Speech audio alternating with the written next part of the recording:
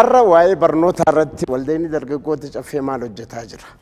Akkuma kunuun marsanii jiran baay'inni isaanii barsiisota waliin ooluun baay'ee nama gammachiisa. Dhugaa hedduu gammadee mana barumsaa leemmanii fi amboorraa dhufan mannoon barnootaa kun akkamitti dhaabbatan haala kamiin hundaa'an amma maal keessa jiran kajuu obbo Sanyiin akkana ibsatanii barbaada. Maaltu addan godha caffee yoo jettee hojjannee taasofna deebisnee immoo haasofnu immoo waan haasofne hojiirra oolchina. ካለኝ ሽፈራው እባላለሁ የአንከር ኢትዮጵያ መስራችና ስራ አስኪያጅ ነኝ።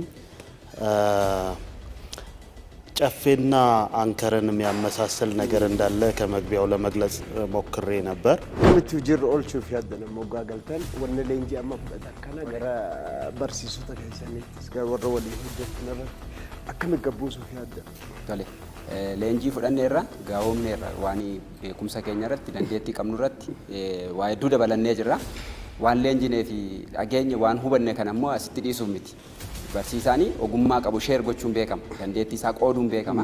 Mee haalli leenjii mana barumsaa kamirraa dhufte leenjii akkam fudhachaa turtan akkamiin naacha dura maqaa keetiin jira. Maqaan koo Siyaadee Dandanaa jedhama. Leenjii isaa baay'ee leenjii nama ga'umsuudha.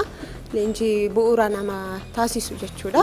Mee leenjii keessan guyyaa sadeenii maal fakkaata maal irra leenjii fudhatta? Leenjii bara jireenya keenya keessatti itti fayyadamnuu fi akkasumas immoo hojii keenya keessattis immoo akka inni bu'aa qabaatu bu'aa qabeessa akka inni nu godhuu fi galaa kan nuuf ta'u leenjiin kun kan nu kenname sanarraati kan adda isa godhu.